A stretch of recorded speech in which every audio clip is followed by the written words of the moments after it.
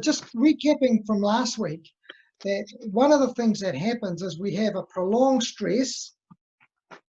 Basically, our stress brain, including our pituitary gland in our brain and our adrenal gland in our body, basically they grow, right? And it's the same thing when you do weights and you hypertrophy your muscle, your biceps muscle. So when we've got a prolonged stress over 3 or 4 months or longer, what we basically do is our stress system becomes very, very sensitive, and we start releasing more stress chemicals for any given input. So this is the sort of role of childhood trauma, going to war, and even adult traumas. And I think adult traumas would include prolonged illnesses, probably prolonged divorces, although I'm lucky enough not to have had one yet. And then we're left with the state where our stressed brain and body is now bigger than it should be. And so when I started this journey to look at the stress response, basically, if we look at that model, what we really want to do is shrink our stressed brain and body. And then that makes a lot of sense. And to this end, a lot of the things I'm going to say today are popular in terms of, you'll go to many different types of practitioners and they'll tell people to sort of basically exercise or do yoga or Tai Chi or meditation, breathing. And they usually won't tell them to use heat, but that's basically the fifth habit that will reduce the activity of your stress brain. So I'll share a screen, and so when I first looked at this, okay, and no, that's not, I'll share the screen first. So when I first looked at this problem, basically, what I found was quite interesting in that what I found was that all these conditions, insomnia, anxiety, depression as well, are characterized by an elevated stress nervous system. And you can measure the stress nervous system by heart rate variability. And heart rate variability has been used by cardiologists for probably nigh on 3 or 4 decades now. And what they've basically found is the heart rate variability is inversely proportional to the activity of your stress brain and body. And so we've got now a measure that sometimes you can, even smartwatches, a few of them are starting to measure heart rate variability. So when we look at the studies, what we see in the studies is that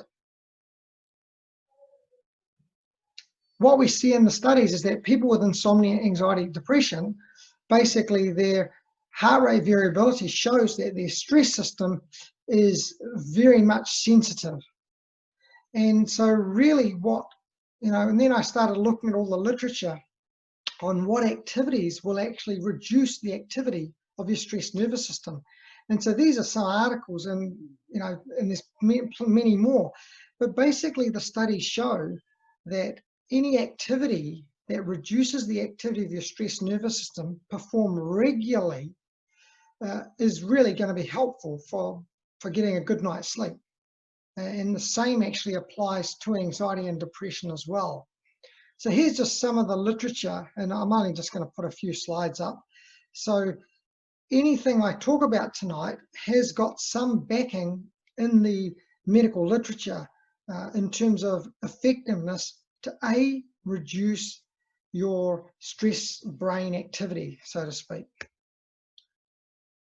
Now, the first one is the sauna or heat. Now, the sort of basically, when I was doing my PhD, there's 2 things happened. Firstly, I looked at what reduces the activity of the stress brain. And one of the things was heat actually reduces sympathetic tone. Now, I'll explain how this works to some degree. A lot of things work by feedback. And many of us in the audience and many of my patients have cold hands, cold feet. Now, the reason this happens is because when we have a stress response, all the muscles go into our running, fighting muscles, and the blood flow from our fingers and our feet basically reduce. and we get cold hands, cold feet, in fact. And imagine if you heat that blood vessel up, or that hand, you dilate the blood vessel, it feeds back to the brain, and it says to the brain, hey, stop releasing stress chemicals, we don't need them. And so it's like a feedback device. And I remember the first book I picked up from I used to live in Wellington, and at the Wellington Medical Library, and I picked up a book. It was about this thick, and it was on hand warming for headache. And basically, what the book had many articles in it which showed that hand warming helps headaches. And and so sometimes I give this advice to patients as a very, very simple thing to do. And what I'll say is, hey, look, basically get a wet pack, pop it on your hands and feet, and just basically hold it, or run it under hot water. And if you do this regularly, maybe 5 or 10 times a day, that actually will also dilate blood vessels in your hands and feed back to your brain to reduce your stress brain activity. And this is how the hand warming literature came about. And many of you may have come across articles of hand warming biofeedback. So around this time, when I was about 40, I sort of started looking at the literature, and so I actually started going to a sauna. And I don't think I'd been before. Maybe I had, but not really. So I started going regularly, and the first thing I experienced was that my tension neck. I mean, I'd see patients all day, and at the end of the day, you'd certainly get a little bit of tension neck, and I remember that quite surely. And then I started going to the sauna, and then I did a bit of hot yoga as well. And after 2 or 3, 4 months, I just found that I was sleeping a lot better, and the tension neck had mostly subsided at the end of the day. And I just started feeling a bit more relaxed. Now, prior to that, I had been exercising regularly. So I used to do a lot of running and play hockey and cycling and lots of different sports. And it helped, I'm sure it helped, but it seems that the heat had a greater effect for me. And so I started sharing this with a lot of my chronic pain patients and saying, hey, look, because chronic pain is one of the things that brings on a stress response, just the same as chronic stress. And hence our patients with chronic pain end up with a sort of much higher risk of insomnia, anxiety, depression. So I started advising lots of patients to say, hey, look, go to the sauna. The dose was 20 minutes, 3 or 4 times a week. And at the finish of my PhD, I actually did a clinical trial, a randomized controlled trial, where I had 2 groups who had headache pretty much, I think it was 24 out of 28 days. And one group went to the sauna 3 times a week for 8 weeks, and one group basically didn't. And the sauna group had quite a significant effect. I think it was about a 45% reduction in headache duration and intensity, or it was certainly statistically and clinically significant. Now, this also explains, why people in Fiji are typically much more relaxed than people in colder climates, especially when we look at even the Scandinavian countries and New Zealand. Really, we're certainly not as relaxed as people in Fiji and some of the other parts of the tropics as well. Now, in the practical application of this, we can't all run off to the sauna because we don't always have time. And when I'm sharing these 5 habits, one of the things I want to stress is often when I see a patient, my job is to actually inquire about that patient's lifestyle, what they enjoy doing, may have tried in the past, and the barriers they have. And this means, do they have time on their hands? I see a lot of mums, they commute, they work, and then they go home, they cook, clean, and do all those things. And often they may not get to sit down till 8, 9 o'clock, and then the day starts again. And I'd be really against the odds, advising that person to, hey, go down to the sauna at your local pool 3 or 4 days a week, because they just haven't got time. So in terms of the sauna, the hot bath actually works really well. 20 minutes is a really good dose, or a spa pool. And In fact, you know, a few patients I see in Auckland have a spa pool. So I often say to them, hey, look, just jump in the spa for 20 minutes a day. And, you know, it's a really good way to reduce the stress brain activity. And that will in turn help people sleep. It helps mood. And it also helps pain symptoms such as headache and chronic pain. So heat is, and I like heat a lot. I think, you know, for me, it's my favorite, and I probably suspect it's number one as well in terms of the 5 things.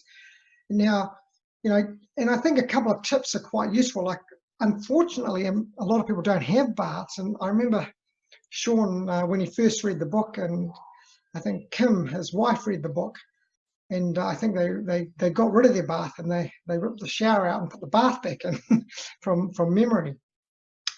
But a hot bath is a great idea because you don't have to go anywhere, right? And I think that we want to make things easy for our patients, and we want to make them a no-brainer.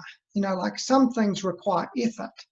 Having a hot bath, you know, requires A, no effort, and B, when we talk about exercise in a little while, some people simply cannot exercise to an intensity where they're really going to burn stress chemicals. And so, you know, but just about anybody could sit in a sauna or sit in a bar or lie in a bathtub or sit in a spa pool.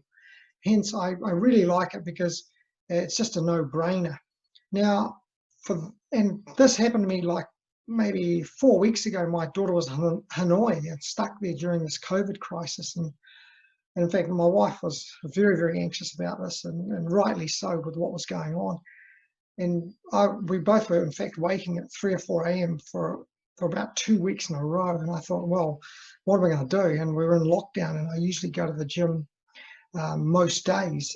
So I started taking a hot bath, and you know, I started taking for 20 minutes. And I remember initially I thought, oh God, it's a little bit hot. And you sort of, after a while, you just want to get out of there. And so what I did actually, I dragged my laptop in there and started looking at it. I've been going through a Netflix series, and in fact, you just put it up on the stool and watch it, and the 20 minutes goes real quick. So sometimes it's nice to have a few tips. A couple of barriers to heat. I think for anyone out there who's postmenopausal, you'll obviously realize that the heat is not so good for your sleep. And it can be a barrier to doing heat therapies. And some people just don't like heat either. And usually for them, it's worth starting at one of the other 4 habits rather than the heat. But if you don't mind a hot bath, but at night you get too hot, then you're probably better off having your hot bath or doing the heat in the morning.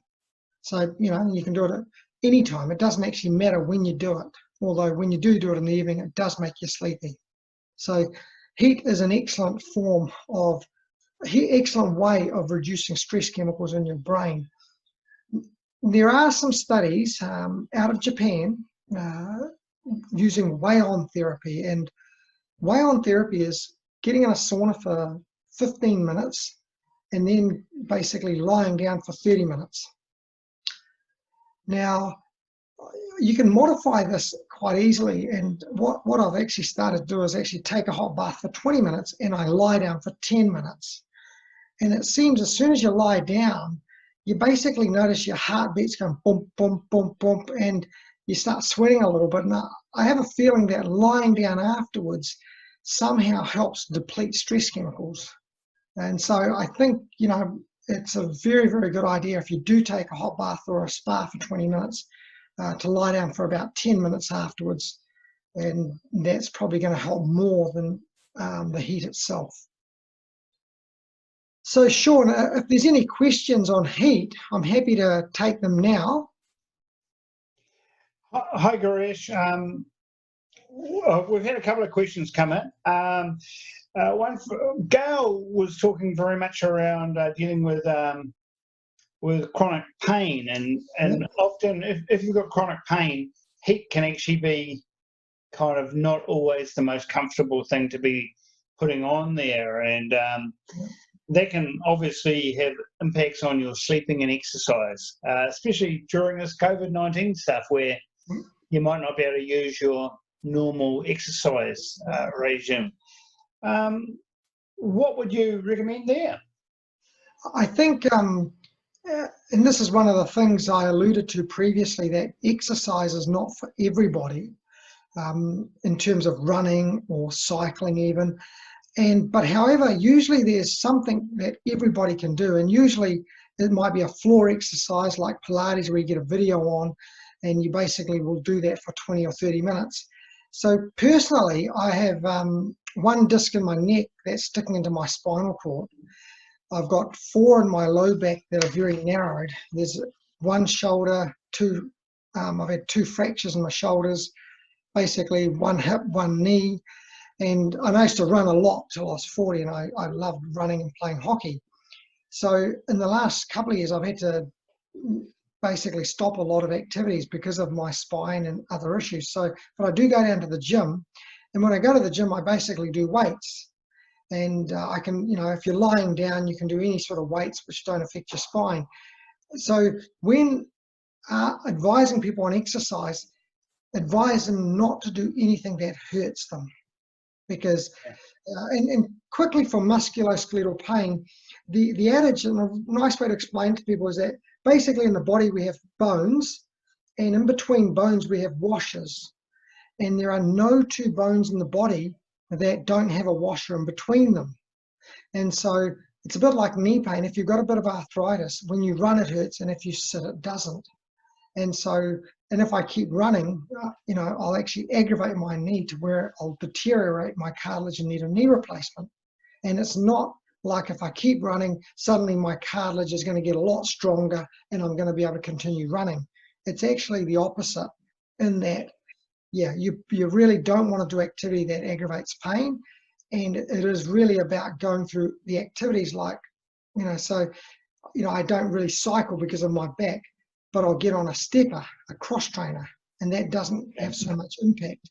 And sometimes it might be that I can get on the cross trainer for 15, 20 minutes, but if I do half an hour, my knees might hurt. So there's a sort of dose and an activity. And it's very important for chronic pain sufferers particularly not to aggravate their pain during exercise. That's why I think, generally speaking, with most musculoskeletal chronic pain, heat will actually help their pain. And so taking a hot bath is generally a really good thing to do, because the stress chemicals also attach to the brain and amplify pain.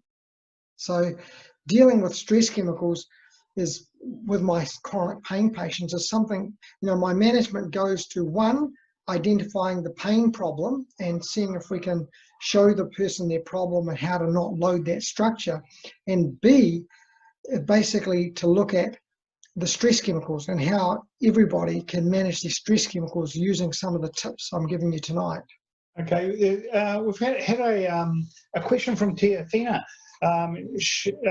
She wants to know how she can support somebody who's struggling with sleep because they have fibromyalgia. Yeah. So fibromyalgia can be thought of as a condition, and often it's a condition in which unresolved pain creates a stress response. And there's a really good study for fibromyalgia, in that people who had a whiplash injury of their neck had basically, 80%, about 70-80% developed fibromyalgia, whereas people who fractured their leg, basically 3% developed fibromyalgia. And the difference being, with a fractured leg, you basically put a plaster on it and it heals, so the pain goes. But with neck pain, we don't really have the same ability to sort of heal it completely. And so there's a lot of people out there who continue to have neck pain. So when the pain keeps going, it elicits a stress response. The stress response creates insomnia, sometimes anxiety and depression, and the insomnia creates basically fatigue. So fibromyalgia can be thought of, and it basically is a spectrum of symptoms which include pain and stress symptoms. So and I've treated a lot of people with fibromyalgia by finding the source of their pain in their body, and that needs often an MRI scan of their spine or their neck or whatever. and then B, advising them to do things to reduce their stress brain activity. And then that includes heat and some of the other things we're going to go into. So, and the thing with activity and fibromyalgia or anyone with fatigue is to ensure that they usually do it in the morning, because our energy is often greatest in the morning because our cortisol levels are highest in the morning. So there's no point in us asking people who don't sleep well to exercise at 3 or 4 in the afternoon. They're just going to be too disabled with fatigue. Okay, we've got a few more questions coming in, Giresh. So can I suggest that you get in and work it through, because otherwise you could be here to midnight, and then I'll come back with some questions in about 10 minutes. Yep. So the next one is exercise. And one of the things about exercise is, quite often I have a lot of people who come and see me and they say, look, I walk regularly and I'm still not sleeping. And basically it's not either A, it's not enough, or B, I'd advise them to move on to something else, of the things that reduce your stress brain activities. But the more intense the exercise, the better. And this comes back to the tiger. So you see the tiger, you basically don't just walk away, you basically run, fight, sweat. And when you run, fight, sweat, you basically start depleting stress chemicals. And one of the ways I explain this to people is that, okay, you see the tiger, your stress chemicals go up, you run, fight, sweat, you sort of complete the stress chemical cycle, you complete it. And when you complete it, it's basically brings you back to a baseline. And so the studies all show that rigorous exercise reduces the activity of your stress brain more than less vigorous exercise. And whether it be weights or aerobic exercise, it doesn't actually matter, but the dose needs to be pretty much 20 to 40 minutes, 4 or 5 days a week. And to reduce the activity of your stress brain and sleep well, it's about 6 to 10 weeks. Would be about the dose. And if you do it 5 days a week, it could be 6 weeks. If you do it sort of 3 or 4 days a week, it'll probably take 8 to 12 weeks. The research shows that sleep can basically help you sleep 1 hour pretty much extra after that period of time. So if you're sleeping 6 hours, you'll get up to 7 hours, and you'll probably get up to even further in terms of increase your length of sleep, probably the longer you exercise. So the more intense, the better. 4 or 5 days a week for those struggling. If they're struggling with fatigue, then I often don't go to exercise as a first line, but if they do want to exercise and they're struggling with fatigue, in the morning, and basically, start with 10 or 15 minutes of gentle morning exercise. And then I would probably steer them towards perhaps using some heat. And if they're heat intolerant, then perhaps some meditation, breathing, or other things I'm going to go into.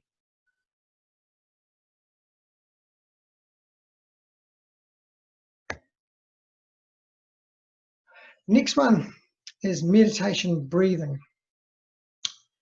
Now, when you stretch your lungs, you actually invoke your parasympathetic nervous system, which is your relaxation nervous system. And when you breathe out slowly, you actually reduce the activity of your sympathetic nervous system. So you completely change your balance. Now, this is a sort of feedback, and it's nice to explain this to patients, that if you see the tiger, you're going to be breathing like that. And suddenly if you take deep breaths, you're sort of signaling your brain that, hey, everything's all right. And that helps basically people relax. One of the, and sometimes what I like to do is make things easy for patients. And one of the things that we're doing at Auckland University is creating an app and a sensor. So we want to get people to lie down. And by lying down, your stress brain is actually reduced in activity compared to standing up. So lying down is quite good. And I get them to close their eyes. And then I get them to put their hands on their tummy and basically breathe in, counting 1, 2, 3, 4, 5, and breathe out, counting 1, 2, 3, 4, 5. And that's basically it. And they don't have to do anything else. And so it doesn't really take any special equipment, pretty much. And you put your hands on your tummy, so you sort of watch your abdomen rise and watch your abdomen fall, so that you know that your abdominal breathing, which is the breathing that basically reduces the activity of your stress brain. Now, studies have shown that this reduces the activity of your stress brain, and there's studies out there that actually have people breathing sort of 3, 4, 5, 6, 7, 8, 9, 10, 11, 12 times a minute, and they measure your heart rate variability. And what they've found is breathing sort of 5, 6 times a minute is the dose at which your stress brain activity reduces. So it's got good scientific validity. And they've actually, and when you think about some of the other modalities, the Tai Chi, the yoga, they share this in common, that you're basically doing deep breathing with movement, and that's how it works. Now, you know, I sort of, as I said, I really like the lying down, shutting your eyes, counting to 5 in and 5 out. And I'll tell you a personal story, because this also increases your GABA levels. And for just as a recap, so we've got electricity in your brain. Will increase electricity creates stress symptoms like poor sleep, and stress chemicals attach to your brain from a stress response and increase electricity. And then 20% of our brain produces an off switch, basically produces GABA, and that basically 20% of every nerve in the brain, or every neuron, produces the substance that turns the brain off. And so what we have with people who sleep poorly is that the stress chemicals are increased and the brain wound up, and GABA levels are reduced by 30 to 40%. Now, when I learned this about 2 or 3 months before the release of the Brain Connections book, the first one, I was on holiday actually, and I was reading some articles, and I read 2 randomized controlled trials. One pitted meditation versus watching TV, and one was meditation versus reading a book. That's right, reading a novel. And both studies found that the meditation increased your GABA levels more. So it basically started restoring your brain's off switch. And when I learned about this, I thought, wow, this may be very helpful for myself. And I've been known to have a few vivid dreams and nightmares and things. And so I started meditating, the breathing, as I described, basically just breathing in for 5 and out for 5 with my hands on my tummy. And what I did was, for practicality, I basically used my phone. I put it on vibrate mode, and then basically did the timer. And initially I sort of put it on for 10 minutes, and then 20 minutes, and then I did 20 minutes, and then another 20 minutes, and I'd actually get up to an hour a day. And what I found when I started was that it took about 20 minutes for the brain to go just blank, just so you're basically seeing nothing, thinking about nothing. It's quite a blissful feeling, as many in the audience, I'm sure, do some meditation. And when you get to that stage, you sort of think it's just a bliss, in fact. But I found early on that it took 20 minutes to get there, and it was the next 20 minutes that, in fact, your brain felt really relaxed. And so what we're doing when we're meditating is actually increasing the Valium in our own brains. And that's turning off all the electrical signals, all the chatter and everything else.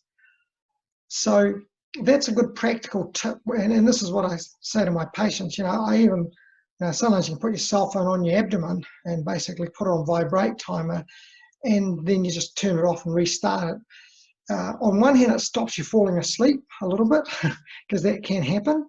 And on the other hand, it's a nice way to start the process, especially for people with chatty minds, because it is pretty hard to do if you're just starting. And I don't know, there's a lot of meditation apps out there and things, and people talking, and I suspect personally that it's better just to have silence And the reason I think that is that when you've got sounds coming into your brain, you're actually keeping your auditory center on to listen. So you're actually keeping some parts of your brain awake. However, anything that helps calm the brain, including the apps, if they're useful and people find them useful, will be a bonus. And here are the two studies actually that that I found that were very, very interesting, and it led me down the path of actually doing the breathing meditation myself. And I like to test things on myself before you tell patients. It's nice to at least you either do them, and I still will do 20 to 40 minutes a day. However, I've slightly modified it now to do the bath and 10 minutes after the bath. And I think this is why Wei-on therapy, I suspect, works very well. And the Wei-on study showed that 5 days a week for 4 weeks of having a sauna at 15 degrees and lying down for 30 minutes reduced the activity of the stress brain. So in a month, which is very, very quick. So, and I suspect taking a hot bath for 20 minutes and lying down for 10 minutes probably gets you 80% of the way there.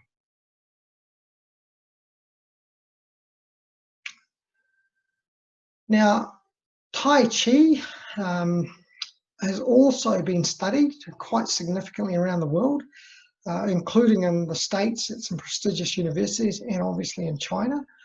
And it reduces the activity of our stress brain, and it also will help people sleep better. And one of the studies I found was that it sort of increases your sleep time by up to 40 minutes, which is an excellent dose. And when we put this in perspective, CBT will increase your sleep time on an average 20 minutes in the studies. Sleeping tablets about 40-ish minutes. Although if you do the randomized control trial between sleeping tablets and CBT, you'll find there's no discerning difference, so they're probably similar. And Tai Chi would be up there in terms of improving our ability to sleep and the length of time that we can sleep. The dose is probably 45 minutes to an hour and probably 5 days a week. So sometimes time will be a limiting factor for some. However, doing some form of exercise is excellent. It's great for balance, muscle tone, etc. And that's why the yoga and Tai Chi are excellent forms of exercise, and that they reduce the activity of the stress brain, but they've got the added potential to improve our muscle mass and balance and other things as well. And they're done in groups. So I think the other, we're all stuck in our bubbles at the moment. And for those of us who go to exercise classes, people love going to classes because you meet people and, you go with your friends, and it's a social outing as well. And yoga's the other remedy that's been proven to reduce the activity of your stress brain, and also proven to improve stress-related disorders.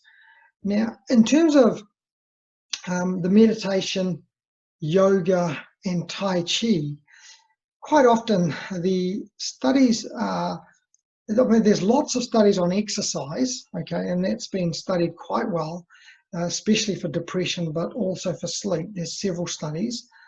In terms of heat, there's very few studies which basically show that it actually reduces depression or insomnia or anxiety, the stress-related disorders, mainly because the studies haven't been done. However, as I said, I've been using this for around over a decade now, and many patients have, benefited. In fact, when I go back to Wellington, I'll often go down to Freiburg Pool for anyone who's from Wellington, and I'll see, invariably I'll always see 1 or 2 patients who I've put on to go into the sauna over the last decade or so, and they still go, religiously, because they just find it's very relaxing and helps them.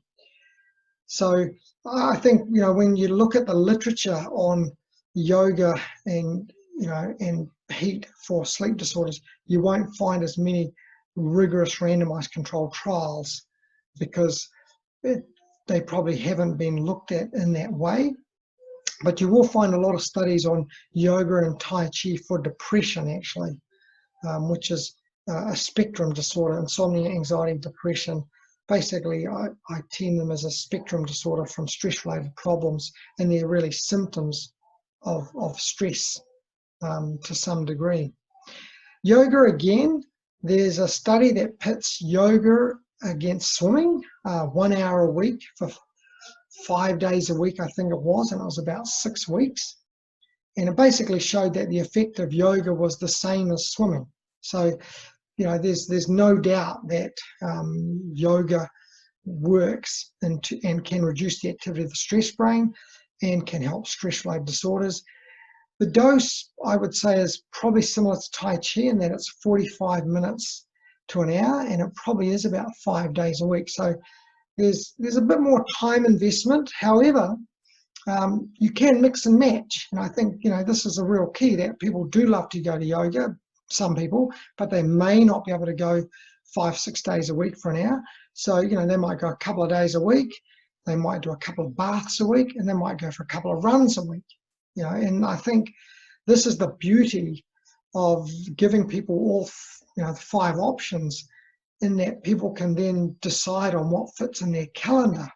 And things like exercise machines, you know, I often say, you know, for people who are really short on time, grab a machine, stick it in front of the television and watch the daily news while you're doing it. You know, and if you've got kids, they can basically sit there watching, or sit there watching you exercise.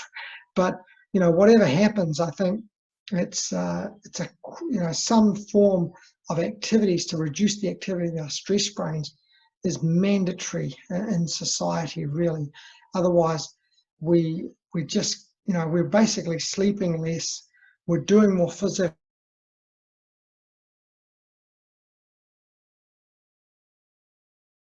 We're seeing these stress-related disorders escalating in society, and I think especially now with the you know, this COVID crisis, we're basically in New Zealand been quite fortunate in that we've sort of shrunk the immediate threat.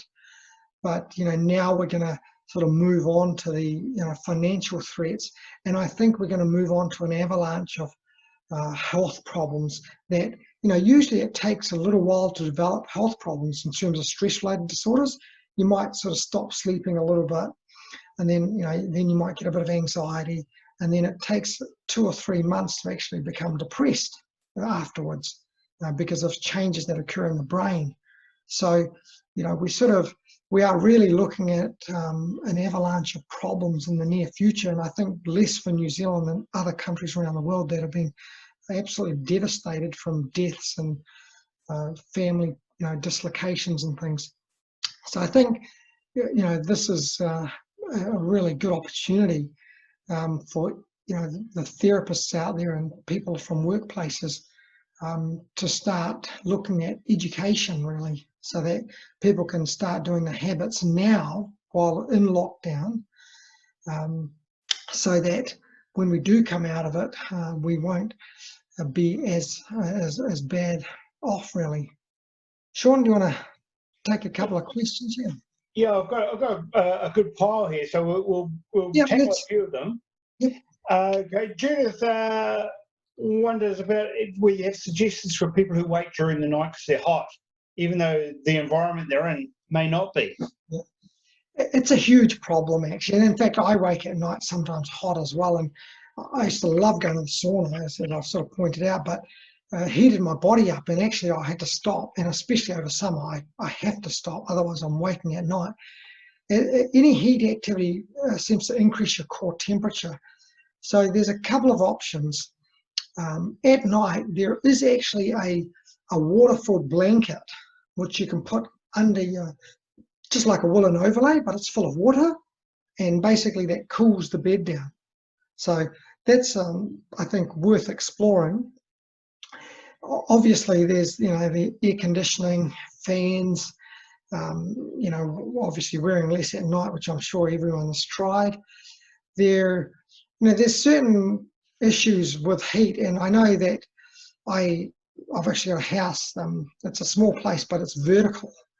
And the third story has one bedroom, which is actually our bedroom, and so the heat just rises. And so people with vertical houses will know that if they're sitting at the top, it's very difficult. And our temperature naturally declines. Our core temperature goes down as we sleep, and that's why heat basically disturbs our sleep at night. So during summer, we tend to get a lot more sleep disturbance than winter, in fact. So the waterford blanket is an option. The other thing is, if you do heat therapy, do it in the morning and then take a cold shower straight afterwards. So you can combat heat with cold, and I think that may be another possibility, which I haven't seen this in the studies, but, you know, and you'd be a brave person, but you could take a cold shower before you go to bed, and it should drop your core temperature to some degree. Cool. Rachel asked, how do we support people who've become dependent on sleeping tablets to withdraw? Look, and I'm going to talk about tablets, and I'll leave that for a little while into how do we use tablets judiciously.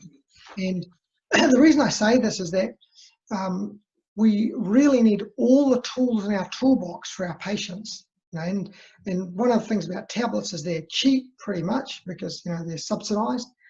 They take zero time, and, you know, beyond that there's zero barriers except sometimes people's beliefs.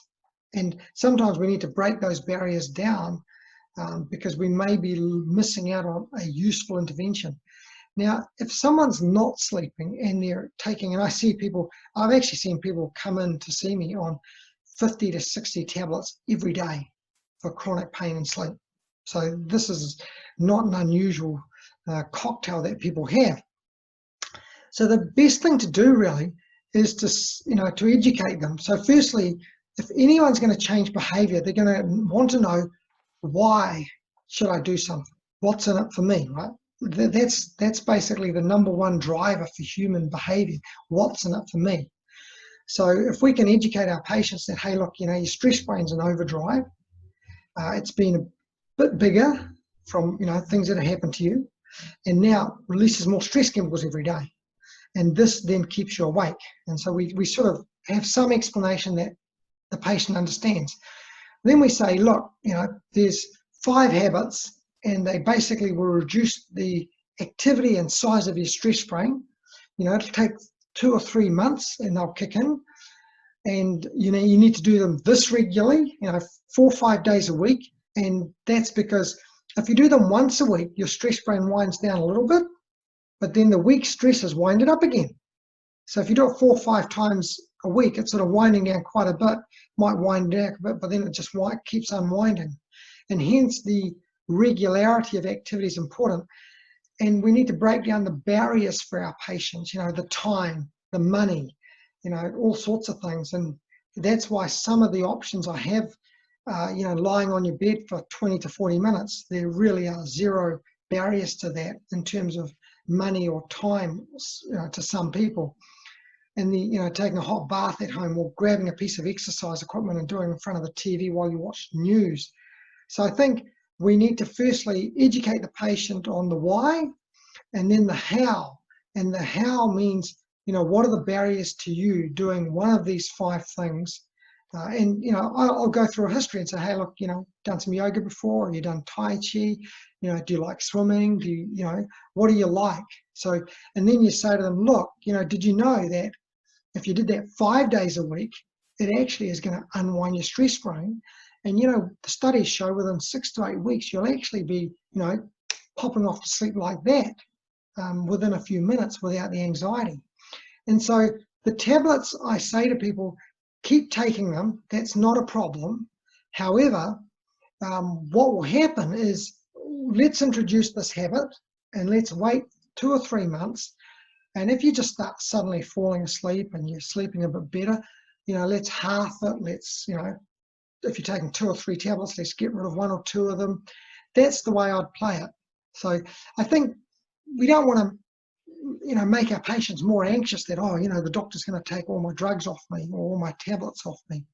And I think the other good tip really also is that if you take a tablet every day, then your brain tends to get used to it, and then you get tolerance, which means it doesn't work so much. And then you get addiction as well. That's how it sort of works. So quite often I'll say to people, your best bet to use that tablet would be to use it 2 or 3 times a week, and then every time you use it, it'll be, like a weapon for you, and it'll really work. And let's face it, we don't have to sleep every day. Like most of us will have a few nights a week that we may not sleep that well, and it's okay. I think the problem is when you go 1, 2, 3 nights in a row and you're not sleeping, then having some tablet that works for you is quite useful. And I'll talk about this now because it's quite a good lead into medications. Everyone is different, right? And this is the trick. And you never ever know as a doctor what tablet is going to help which patient. You just don't know. It's impossible. And what knocks one patient out makes another one wide awake. So it's quite incredible. So there's 20 or 30 tablets that we can use to help patients sleep. And these all attach to the brain and reduce electricity. They attach to receptors, reduce electricity. So we've got sort of the diazepams and Valium type tablets, temazepam. We've got the Zopiclone, and they're sort of the sleeping tablets. Then we've got antidepressants, antipsychotics, anti-epileptics. So we've got some pain tablets like pregabalin and they all sedate as well, right? And and when we think about it, stress-related illnesses are generally, on the whole, except for depression, they're increased electricity in the brain. And hence, when I talk about all these tablets, they're used for, psychosis, depression, they're used for anxiety, and they're all designed to calm the brain electricity. And so many of them are used in small doses to basically help people sleep. And so, I think, tablets are very useful. And I think in the first instance, they can reduce your anxiety of getting a good night's sleep. So, if you've had one bad night's sleep and you've already got a tablet that works for you, you'll think, oh, well, I'm not going to have another poor night's sleep, I'm going to take my tablet. That's okay. And I think we don't need to sort of, but as I said, personally, I think, people at least should be educated on the activities they can do and how often they need to do them, and the fact that they'll help them sleep over 3 or 4 months.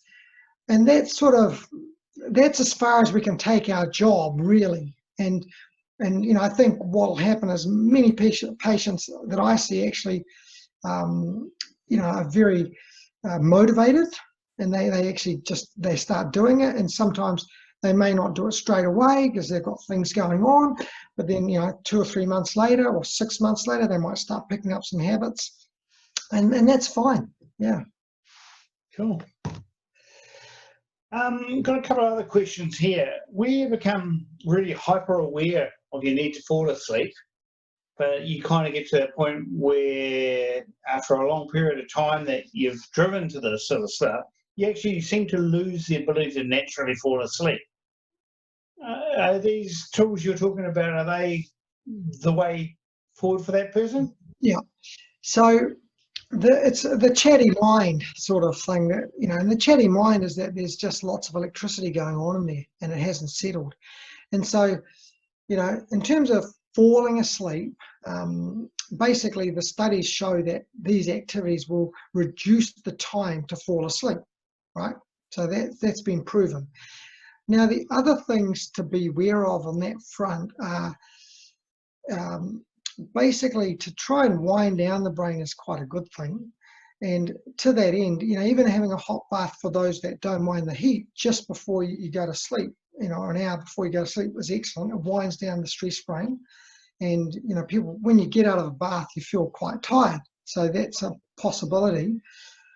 For some, you don't want to do rigorous exercise 2 or 3 hours before you go to sleep because that sort of wakes the brain up. And I think, often if you've played sport in the evening or and also if you go to work and then you come home, say you're a shift worker. I remember when I used to work in an emergency department, and you get home at midnight and whatever, and there's no way you can fall asleep. You basically have to unwind for an hour, watch a bit of TV or do something fairly low energy, and then you'll often fall asleep, but you can't just turn the brain off.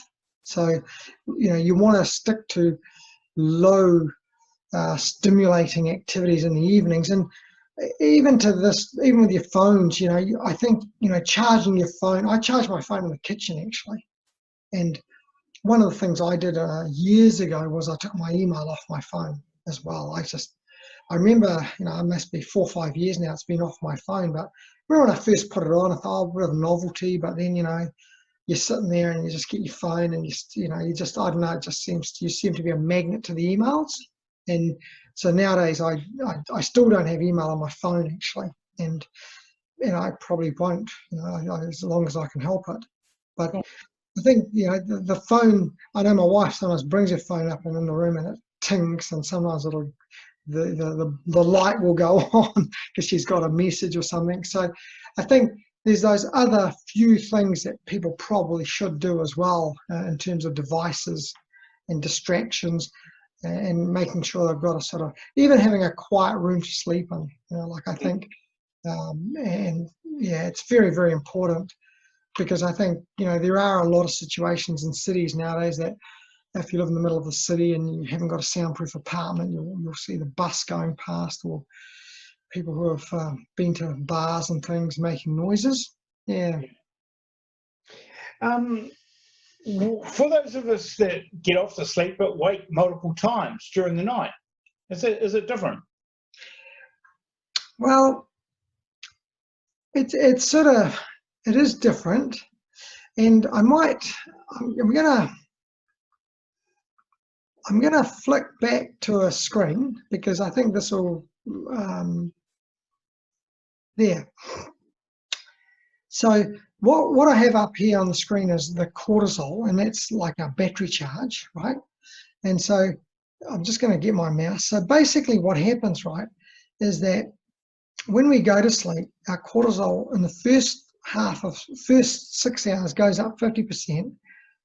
The second half of sleep, when we're in deeper sleep, it goes up 50%. So then we wake like a box of birds. And then all day long, it reduces till, we sort of get to 0, 10 o'clock or so, and we feel tired. Now, what happens is if we basically say, what's the time here? 4 o'clock, we have a huge argument, or 6 o'clock, then what happens is our cortisol actually goes up again. And it follows a new curve, like here, right? And then basically it'll go up, up, up, and then when it goes up here, it's sort of sitting up here now, right? So because we've elevated here, it goes up like this, and instead of being here, it's shifted to here, the levels. And so what happens is when they should be really low, they get higher. And when the cortisol's a certain level in your brain, you'll sort of wake up and you'll think, you'll be wide awake.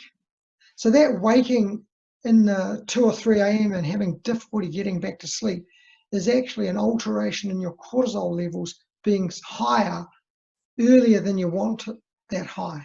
So instead of, being at the level at sort of 6 o'clock, or it's sort of that level there is now back to sort of 3 or 4 o'clock.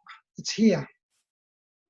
So for the hundreds of us that seem to look at the clock at 3 o'clock most mornings and wondering whether there's something weird about that, what are you suggesting we do?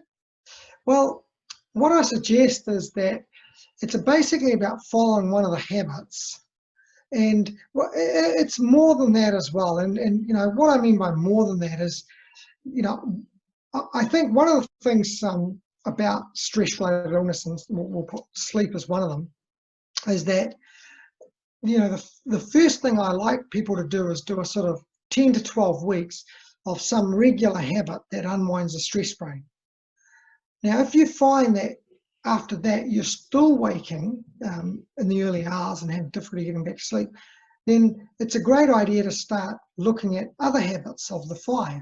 Yeah, and so, you might say you exercise a lot, and so you might have reduced the stress chemicals, but your GABA levels, the off switch, may still not be functioning. And so then you might think, okay, well, I'm going to continue exercising, but I might add in a little bit of meditation breathing, 20 to 40 minutes a day, and see what happens. Or you might say, look, I might take a hot bath or do the sauna spa and add that into the mix. And so, even myself, like till the age of 40, I used to do a lot of exercise, and it helped, but I still used to get nightmares, night sweats, and then when I started doing the heat, it seemed to have a much greater effect. And I think, like tablets, individuals will be different, and they're probably going to find that if they're doing one thing and they're not quite getting the benefits, then they might want to do something else. Now, once people have done this for 10, 12 weeks and their brains are calm, then probably comes the hard work, really, the more long-term work. And that long-term sort of work is about looking at, your beliefs, even like, whether you're a catastrophizer, some of the habits that you have in terms of the way you think. It sort of also encompasses relationships, and repairing any relationships that might be damaged, especially significant relationships with siblings or parents, and and those sorts of things. And then I think the whole journey also entails your finances, your job, how much you want in life, and how much you're willing to work to get that. So I think the habits I'm giving today are a start by unwinding the stress brain. And hopefully once the stress brain is unwound, what and this is the other counseling I do with patients, is, I say, look, take a step back from your life and basically look at it, because, you might be calm enough now to look at it, to see, what do you do? What do you love to do? What don't you like to do so much? What do you think might be even, stressing you out a bit, or what may not be so good for your sleep. So I think really and then also resolving past trauma. It's very hard to talk about past trauma and basically try and get a resolution to it when your brain is really wound up. I don't think it's that easy, because A, you're not sleeping, B, you've probably got anxiety, and other symptoms that you're worried about constantly. So you don't really have the calm brain to look at things that in the past that are affecting your current course in life. Okay. So what are your thoughts about trauma release exercises then, Giresh? I think trauma release exercises, like, I'm not exactly sure on that terminology, but in terms of processing trauma, it really is mandatory. And I think, and I basically have done some work on that. So, quite often we are always telling ourselves stories, really, and things that happen to us. And when we internalize them, I think they're sometimes hard to deal with. And often going to talk therapy and other therapies, you're sort of bringing it out on the table. And once you bring it out on the table, and hopefully after sort of 2 or 3 months where your brain's calm, you find you can start piecing things together, where they fit, what happened, forgetting about the shame or any guilt, and things like that also will hamper you. So, processing trauma is mandatory to sort of leading a life from then on. That's going to be a lot easier, because I personally think that people, in fact, they hold things inside, and everything they do is sort of clouded, and conversations are clouded with, in fact, what's inside them. And that can be things from years ago or things from the recent past.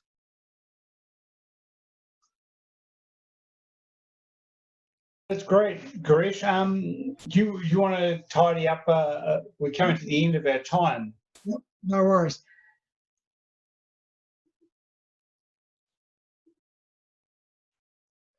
So in terms of the medications, as I said, they can be very useful, and sometimes it'll be an antihistamine like Phenergan, which is, a pretty mild tablet, but some people can get benefit from that.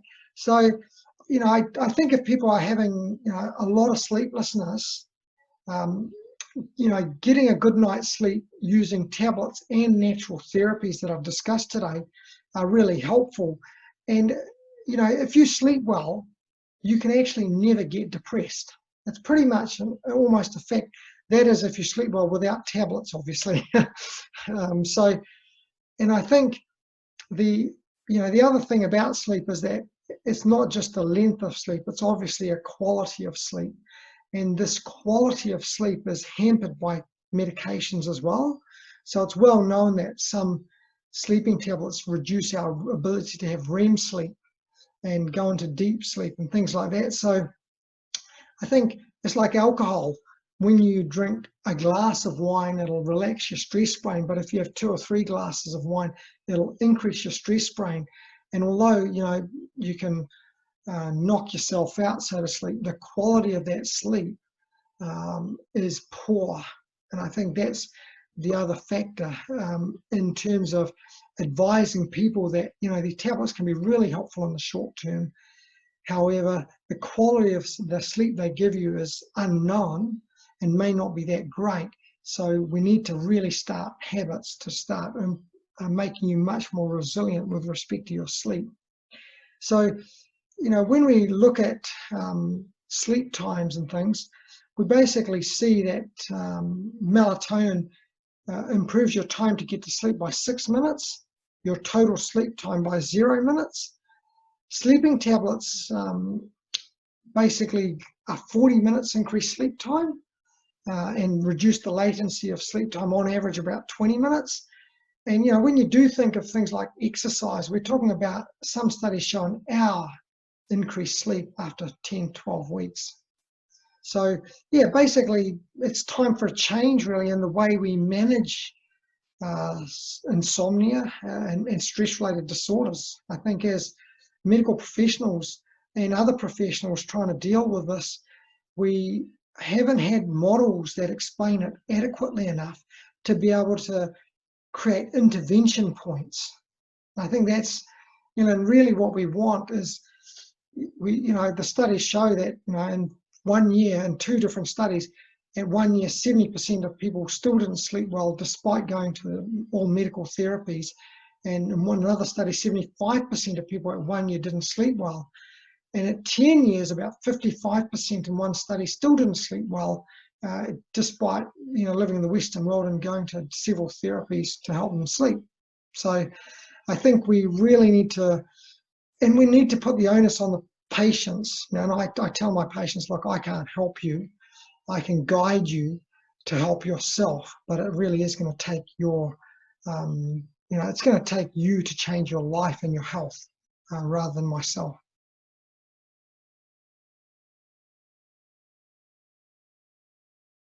Can't hear you, Sean. Giresh, I think we must be coming towards the end of the time. Just tidying up then, we've had a couple of quick questions. But are you aware of anything that's happened around Christian meditation and prayer? Any research in that space? I haven't seen any. However, the meditation, whether it be Buddhist, Christian, or basically any kind, that they basically all will calm your stress brain. But I haven't seen any specific research on it. No, I haven't been looking for it in terms of Christian meditation either, mind you. Yeah. And lastly, we've got one from Jane about, was there any problems about staying in the bath for an hour or even longer? And whether there's benefits of having a friend in there and a glass of wine and some candles? Well, a glass of wine would be pretty good as long as it's one. And I think, yeah, and if you've got someone else in there, you're helping someone else relax their brain. And I think, for me, it's weird, but when my daughter was in Hanoi and I was stopped sleeping, I got in the bath, and the first few times I found it was quite hard to stay in there 20 minutes. And it wasn't until I sort of started putting Netflix on that I could actually stay in there. It was easy. So anything that makes you stay in there, I don't think there's anything wrong with staying in there an hour, except your skin will probably go like prunes, but no. Yep, that's the way it goes. Well, Giresh, it's been a wonderful conversation tonight. Really appreciate your time. We are recording this, so we'll share that link with everyone in the next day or two, and along with your slides. So thanks very much, everyone, for tuning in, and thank you, Giresh, for your time. Really appreciate it. Thank you, everyone, for joining, and thanks for your time as well. I appreciate it. Cheers. Thanks, Sean.